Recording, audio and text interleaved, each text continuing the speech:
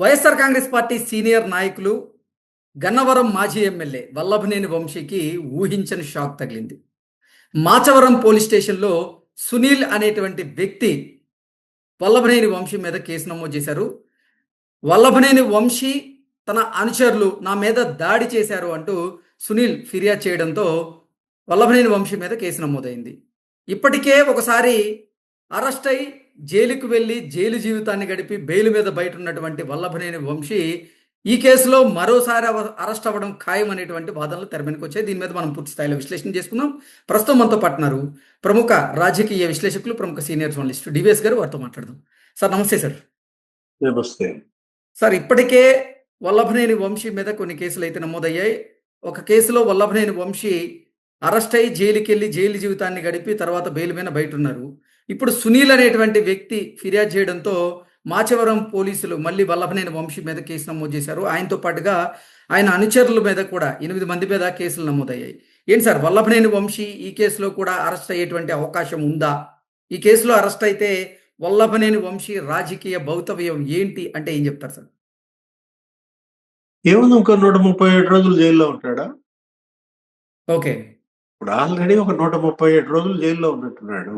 ఏది సత్యవర్ధన్ కిడ్నాప్ కేసులో, ఇప్పుడు గన్నవరం పార్టీ కార్యాలయం తగలబెట్టిన కేసులో ఫిర్యాదు ఇచ్చాడు ఉన్నటువంటి ఉద్యోగి. ఫిర్యాదు ఎవరు? ఆ సత్యవర్ధన్ అనే దళిత యువకుడు ఫిర్యాదు ఇస్తే అతను కిడ్నాప్ చేసి తన రూమ్ తీసుకెళ్లి తన ఫ్లాట్ లో అతను బెదిరించి అవన్నీ బయటకు వచ్చాయి. సీసీ ఫుటేజ్లు. ఏది ఆ లిఫ్ట్ లో వంశీతో పాటు సత్యవర్ధన్ తీసుకెళ్లడం, ఇంకా 2-3 బెదిరించటం. ఇప్పుడు అందులోనే అరెస్ట్ అయ్యి జైలుకి వెళ్ళాడు. బయటకు వచ్చాడు. ఇప్పుడు ఆరోగ్యం బాగానే ఉంది కదా. అప్పుడు ఏంటి, జైల్లో ఉన్నప్పుడు ఆయనకి ఏదో నిద్ర పడతలేదనో, ఏదో జబ్బు ఉందనో, ఆ నిద్రలోనే అసలు ఊపిరాడిని జబ్బు ఏదో ఉందని ఈ విధంగా మనం వార్తలు మీడియాలో చూసాం. సెట్ అయ్యాడా? హెల్త్ బాగానే ఉందా? నిద్ర పడుతుందా? మళ్ళా ఏంటి పనులు? ఇప్పుడు ఇతను ఎవరో ఏంటి, ఇప్పుడు ఏదో కేసు పెట్టాడు. ఈ సునీల్ అనేవాడు మీరు చెప్పినట్టుగా ఏదో దాడి చేసి కొట్టారు. వంశీ మరో 7-8 మంది బెదిరించారు. అంటే ఇంకా ఇతనిలో మార్పు రాలేదా?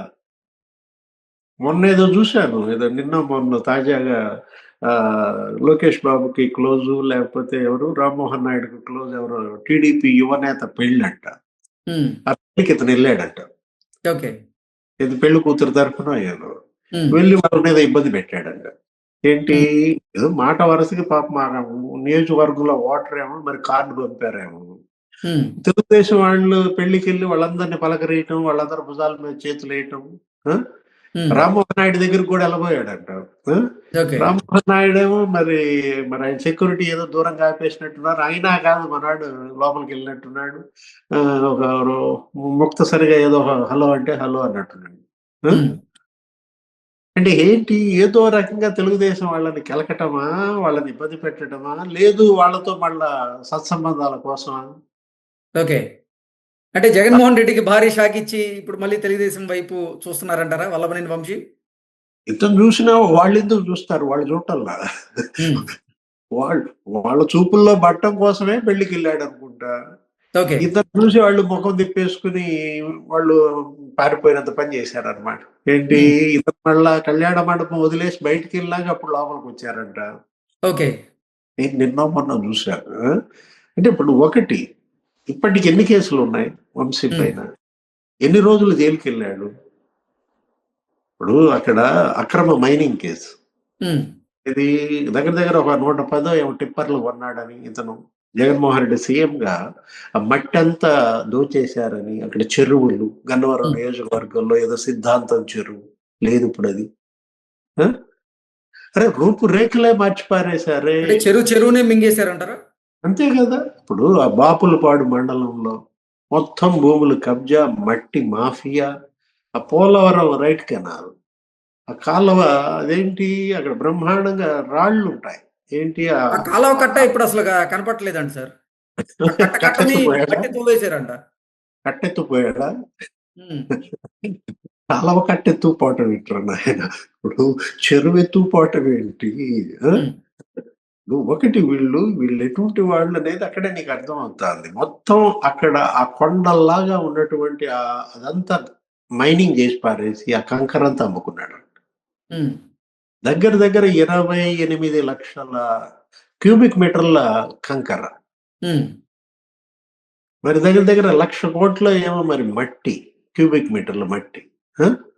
వీళ్ళు తవ్వి అమ్మేసింది అంటే కొన్ని వేల కోట్లు, వందల కోట్లు మట్టి దోపిడీ, కంకర దోపిడీ, అక్రమ మైనింగ్ కేసులు ఇతని పైన. ఎవరి పైన?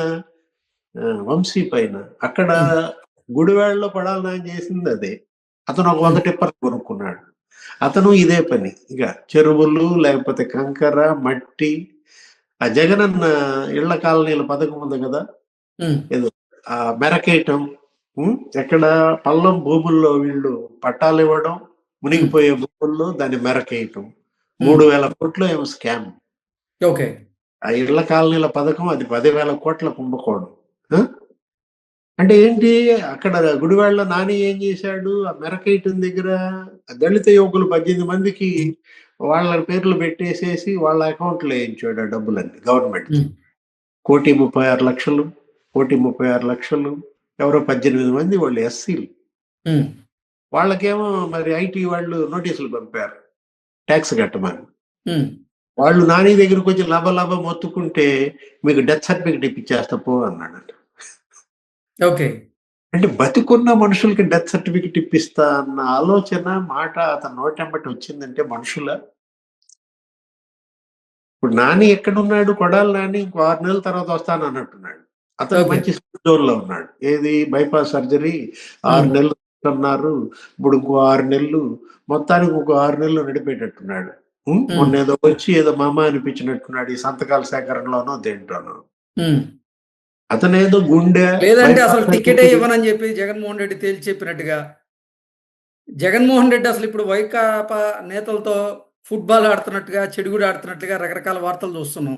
చిలకలూరుపేట మాజీ ఎమ్మెల్యే విడుదల రజని, ఆవిడ నాకు చిలకలూరుపేట స్థానాన్ని ఇవ్వండి అంటే ఆవిడనేమో రేపల్లి నుంచి పోటీ చేయమని జగన్మోహన్ రెడ్డి ఆదేశించారని, అలాగే దేవినేని అవినాష్ ఆయన పెనంలూరు నుంచి పోటీ చేస్తానంటే అక్కడ కాదు, నువ్వు అసలు ఎంపీగా పోటీ చేయంటూ ఆయనకు ఆదేశాలు జారీ చేశారని, కొడాలి నాని మీరు గనక ఇన్యాక్టివ్గా ఉంటే రాబోయేటువంటి రోజుల్లో అసలు నేను మీకు టికెటే ఇవ్వను అంటూ ఆయనకి చెప్పినట్లుగా రకరకాల వార్తలు చూస్తూ ఉన్నాం. ఏంటి సార్ అసలు ఏం జరుగుతుంది వైకాపాలో? చెడు కూడా కబడ్డీ కబడ్డీ కబడ్డీయా. ఉమ్, ఇప్పుడు చెడుగుడు మంచి ఛాంపియన్ అనుకుంటా జగన్మోహన్ రెడ్డి. అంతకుముందు ఓకే. ఆడాడు. ఏది, ఎలక్షన్ ముందు ఇదే చెడుగుడు కదా.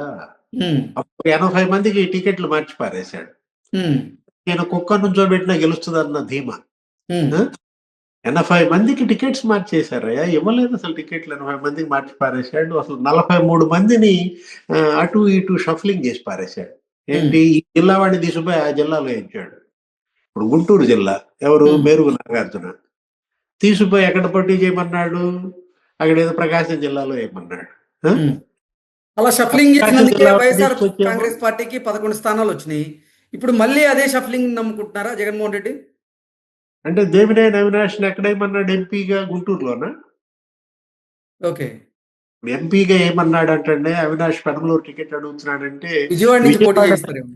విజయవాడ ఎంపీ అయి ఉండదు, గుంటూరుకు కూడా ఇతను చుట్టరకం ఏదో ఉందలే, అక్కడేమని ఉంటాడు, గుంటూరు వాళ్ళు అల్లుడు అనుకుంటా. ఆ? ఓకే. ఓకే. అంటే జిల్లాలు మార్చడమే. జిల్లాలు మార్చినా ఇవి చల్లని కాసులే కదా. ఉమ్, ఏది, జిల్లా మారిస్తే నాగార్జున గెలిచాడా, అశోక్ బాబు గెలిచాడా? ఉమ్, ఆ నారాయణమూర్తికి పిలిచి చెప్పాడంట పాపం. ఆయన ఏంటి డిప్యూటీ సీఎం, ఆల్రెడీ మద్యం కుంభకోణంలో ఉన్నట్టున్నాడు. ఉమ్, ఇంతవరకు పిలిచినట్లేరు, 1-2 సార్లు ఏదో ఎంక్వైరీ చేసినట్టున్నారు. మా ఇంటికి వచ్చి ఎంక్వైరీ చేయండి, నాకు ఒంట్లో బాగాలేదు, నేను ఏజ్డ్ అనో ఏదో చెప్పినట్టున్నాడు. మళ్ళీ ఏదో పిలిపించినట్టున్నారు. ఆ? అన్ని పైన ఉన్నాడికే తెలుసనో ఏదో అన్నట్టున్నాడు ఉమ్, ఆ నారాయణ స్వామి. అతనికి నీ కూతురు కూడా ఇవ్వనని చెప్పేశాడంట. అంటే ఉమ్, ఏంటి, నాకు తెలియదు ఈ మద్యం అంత పై ఉన్నాడికే తెలుసు అన్నాడనా. రోజా మరి ఆమె ఏదో సినిమాలో యాక్ట్ చేస్తుంది అనుకుంటా, ఆమెను కూడా మరి వైండప్ చేసినట్టున్నారు. నగరి మరి రామచంద్రారెడ్డి పెద్దిరెడ్డి ఏటేసినట్టున్నాడు. ఉం? ఓకే. ఇన్నాళ్ళు వేచి వేచి ఉన్నటువంటి పెద్దిరెడ్డి రామచంద్రారెడ్డి రోజా మీద మామూలు వేటేసినట్లేరు. ఆమె ఉమ్, కూడా టికెట్ లేదంటున్నారు. ఉం? ఎవరో ఇంకొకళ్ళకి ఏదో చూస్తారు అనుకుంటా నగరి. అంటే ఉమ్, ఎంత మందికి ఇతను మరి డుమ్మా కొడుతున్నాడు, ఎంతమందిని మారుస్తున్నాడు, ఎన్ని జిల్లాలు మారుస్తున్నాడు అంటోంది అదే. ఏది రజనీని ఎక్కడేపిస్తాడంట? రేపల్లెనా ఏదో చెప్పారు. రేపల్లె. రేపల్లె ఎందుకు విశాఖపట్నంలో ఎంచండి. ఓకే. ఉత్తరాంధ్ర వాళ్ళని తీసుకొచ్చేమో అమరావతిలో కంటే చేయమని, ఉమ్. రాయలసీమ వాళ్ళనేమో ఉత్తరాంధ్రలో చేర్చమను. మీరు చెప్పే దాని ప్రకారంగా సార్ రాష్ట్రాలు కూడా మారుస్తారేమో. తమిళనాడులో త్వరలో ఎన్నికలు జరగబోతున్నాయి, ఆడికి పంపుతారా ఏంటి? ఆయనకి జగన్మోహన్ రెడ్డి ఏంటి ఇప్పుడు ఇప్పటికీ అతనిలో నేనేం చేసినా చెల్లుబాటు అవుద్ది అనే ఒక ధీమానా, లేకపోతే బరితెగింప, ఇదేమన్నా ఒక ఉన్మాదమా? ఇప్పుడు పిచ్చి ముదిరింది, రోకలి దేనికి చుట్టాలి? తలకు చుట్టమనో ఏదో అంటారు. ఉమ్. నువ్వంటే ఇప్పుడు మళ్ళీ లేనిపోయింది, అసలు నిజంగానే రోకలు తీసుకెళ్తారు జగన్ తలకు చుడదామని. ఓకే. ఇక్కడ ఒకటి రాజకీయాల్లో ఇలాంటి పని చేయం. ఇటువంటి రాజకీయాలు గతంలో మనం చూడలేదు. ఇదెక్కడి రాజకీయం? ఈ చెడుగుడు రాజకీయం. చివరికి ఇప్పుడు ఇన్నాళ్ళు జనంతో ఆడుకున్నాడు జగన్మోహన్ రెడ్డి. ఉమ్.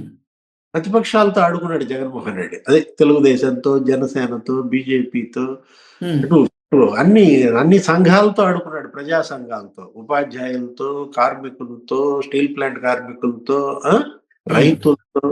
ఇప్పుడు ఇక ఎవరితో ఆడుకోవటానికి ఎవరు దొరక్క సొంత పార్టీ వాళ్ళతోనే ఆడుకుంటున్నాడా? ఓకే. అంటే వల్లభనేని వంశీ దీనికి దొరికేటువంటి అవకాశం లేదంటారు ఈ అరెస్ట్ అయితే. ఏమో అసలు జగన్మోహన్ రెడ్డి భవిష్యత్తు ఏంటి? ఓకే. అసలు ఇప్పుడు టికెట్లు ఇచ్చే పరిస్థితుల్లో ఆయన ఉంటారా? ఆ? ఇప్పుడు జైలు పిలుస్తోంది అంటున్నారు. ఏ కేసులో జైలుకి వెళ్తాడో తెలియని పరిస్థితుల్లో అగమ్య గోచరం. ఏది జగన్మోహన్ రెడ్డి పార్టీ, ఆయన భవిష్యత్తు, ఆయనతో పాటు ఆయన నమ్ముకున్నటువంటి నాయకుల భవిష్యత్తు అగమ్య గోచరంగా మారిందనమాట. అంటే మరి వల్లభనేని వంశీ పరిస్థితి సార్? జగన్ని నమ్ముకుని రాజకీయం చేయడం అంటే కుక్క తోక పట్టుకుని గోదావరి ఎదటమా? ఓకే. జగన్ని నమ్ముకుని రాజకీయం చేయడం అంటే కుక్క తోక పట్టుకుని గోదావరి ఎదటమా? ఓకే.